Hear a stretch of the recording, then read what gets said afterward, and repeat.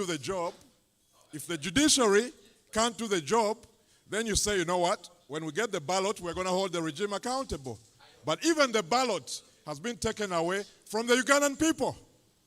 So what do we do? What do we do to hold the regime accountable?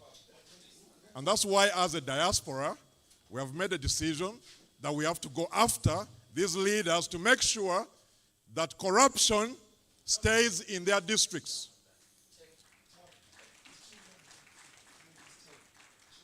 We are going to make sure that every person involved in corruption, in the abuse of human rights, as far as the diaspora is concerned, we demand accountability from stakeholders that either knowingly or unknowingly finance these leaders.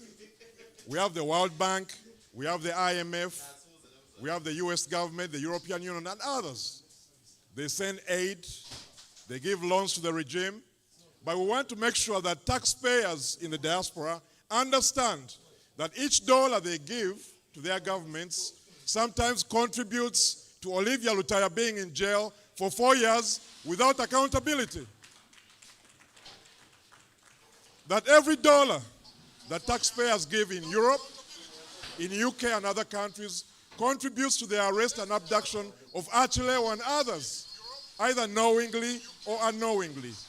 That's the duty of the diaspora, and that's what we have been doing the last year, and I encourage all of you, let's keep fighting, let's keep that spirit to make sure that as a diaspora we do our part. Our job in the diaspora is to level the playing field so that our brothers and sisters in Uganda can have a fighting chance.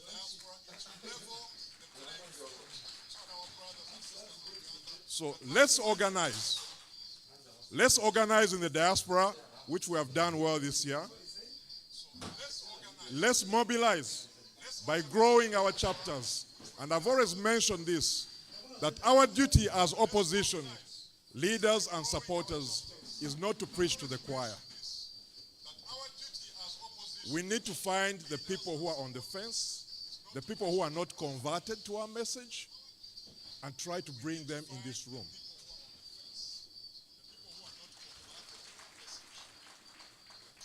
The opposition has to be a big tent organization and movement.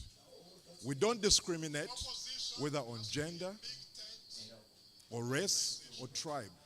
Everyone is welcome as long as they believe in our mission to liberate our country.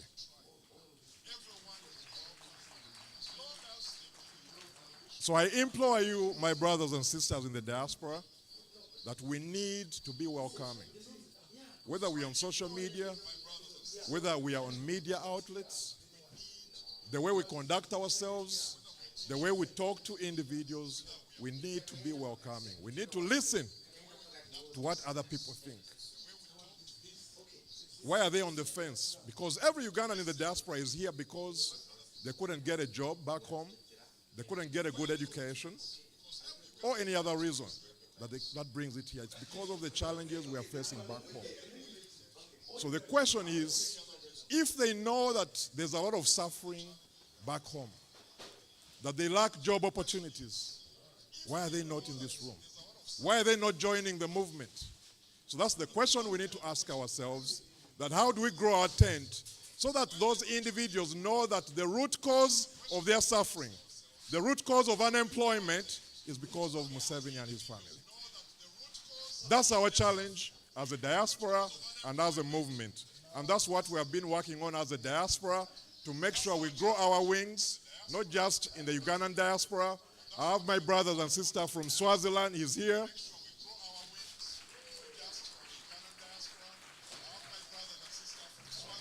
We have our sister from Kenya. She has been in this struggle for a long time. And we have many people who believe in because the message of change is not unique to Uganda. It's a message that motivates many other members in the world and in Africa. So we need to be welcoming to our brothers and sisters all across the continent of Africa. That's why we need to continue to expand the tent of our party. We need to be welcoming to everyone.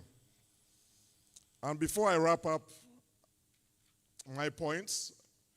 The theme we chose is envisioning a new Uganda. And the reason why we chose that theme is many people have been saying that we want Museveni to go. But they have been asking, what do you stand for after Museveni is gone? At this conference, starting yesterday, where we heard from the diaspora presented ideas on what they want the new Uganda to look like. And today we are going to hear from our leaders from Uganda to tell us what that new Uganda is going to look like. Whether you're looking about healthcare, whether you're talking about the economy, when you're talking about human rights, we want to know that what is the National Unity Platform going to do to turn around the lives of 45 million Ugandans who are suffering, who have no health care, who lack an education, who lack job opportunities. That they feel that the road to success is to get a visa and go to the Middle East, to get a visa to come to the United States, to get a visa to come to Europe, because they feel that their life is hopeless, that they don't have hope. That's what we are here to do, to show them that those opportunities can be created in Uganda. And I guarantee you, the only party, the only movement which has the answers to our economic struggles, to corruption, to human rights, to fixing our judiciary, to fixing parliament, the only party which is doing that, which is leading that fight, is the National Unity Platform.